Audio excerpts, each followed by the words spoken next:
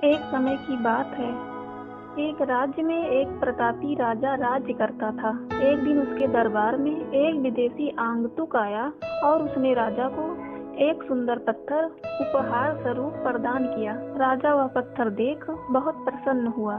उसने उस पत्थर से भगवान विष्णु की प्रतिमा का निर्माण कर उसे राज्य के मंदिर में स्थापित करने का निर्णय लिया और प्रतिमा निर्माण का कार्य राज्य के महामंत्री को सौंप दिया। महामंत्री गांव के सर्वश्रेष्ठ मूर्तिकार के पास गया और उसे वह पत्थर देते हुए बोला, महाराज, मंदिर में भगवान विष्णु की प्रतिमा स्थापित करना चाहते हैं। 7 दिवस के भीतर इस पत्थर से भगवान विष्णु की प्रतिमा तैयार कर राजमहल पहुंचा देना। इसके लिए तुम्हें 50 स्वर्ण मुद्राएं दी जाएंगी। 50 स्वर्ण मुद्राओं की बात सुनकर मूर्तिकार खुश हो गया और महामंत्री के जाने के उपरांत प्रतिमा का निर्माण कार्य प्रारंभ करने के उद्देश्य से अपने औजार निकाल लिए और अपने औजारों में से उसने एक हथौड़ा लिया और पत्थर तोड़ने के लिए उस पर हथौड़े से वार करने लगा, किंतु पत्थर जस का तस रहा। मूर्तिकार ने हथौड़े के कई वार पत्थर पर किए, किंतु पत्थर नहीं टूटा।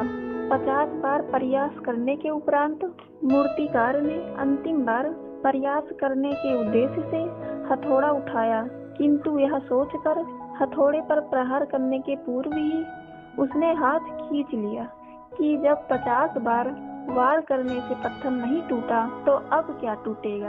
वह पत्थर लेकर वापस महामंत्री के पास गया और उसे यह कह वापस कराया कि इस पत्थर को तोड़ना नामुमकिन है, इसलिए इससे भगवान विष्णु की प्रतिमा नहीं बन सकती। महामंत्री को राजा का आदेश हर स्थिति में पूर्ण करना था, इसलिए उसने भगवान विष्णु की प्रतिमा निर्मित करने का कार्य गांव के एक साधारण से मूर्तिकार को सौंप दिया। पत्थर लेकर मूर्तिकार ने महामंत्री के सामने ही उस पर हथौड़े से प्रहार किया और वह पत्थर एक बार में ही टूट गया। पत्थर टूटने के बाद मूर्तिकार प्रतिमा बनाने में जुट गया।